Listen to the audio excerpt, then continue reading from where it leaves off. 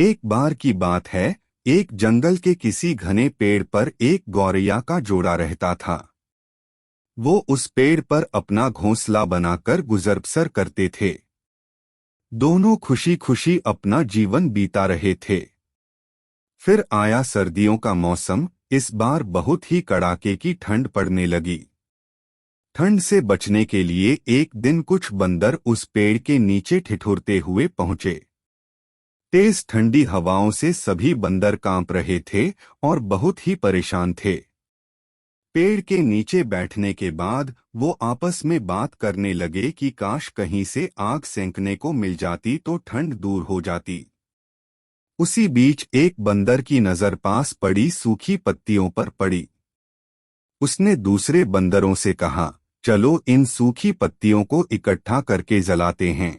उन बंदरों ने पत्तियों को एक जगह इकट्ठा किया और उन्हें जलाने का उपाय करने लगे।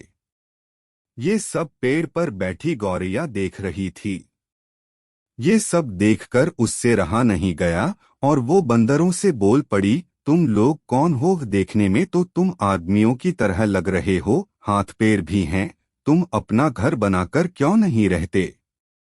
गौरैया की बात सुनकर ठंड से कांप रहे बंदर चिढ़ गए और बोले, तुम अपना काम करो, हमारे काम में पड़ने की जरूरत नहीं है। इतना कहने के बाद वो फिर आग जलाने के बारे में सोचने लगे और अलग अलग तरीके अपनाने लगे। इतने में बंदरों की नजर एक जुगनू पर पड़ी। वो चिल्लाने लगा, देखो ऊपर हवा में चिंगारी है, इसे पकड़कर आग जलाते हैं। यह सुनते ही सारे बंदर उसे पकड़ने के लिए अलग अलग तरीके अपनाने लगे। ये देख चिड़िया फिर बोल पड़ी, यह जुगनू है, इससे आग नहीं सुलगेगी। तुम लोग दो पत्थरों को घिसकर आग जला सकते हो। बंदरों ने चिड़िया की बात को अनसुना कर दिया।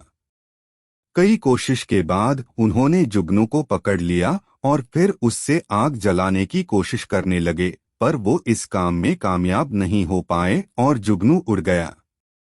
इससे बंदर निराश हो गए। इतने में फिर से गौरैया बोल उठी, आप लोग मेरी बात मानिए, पत्थर रगड़कर आप आग जला सकते हैं। इतने में एक गुस्साए हुए बंदर से रहा न गया और उसने पेड़ पर चढ़कर गौरैया के घोंसले को तोड़ दिया। यह देख चिड़िया दुखी हो गई और डर कर रोने लगी।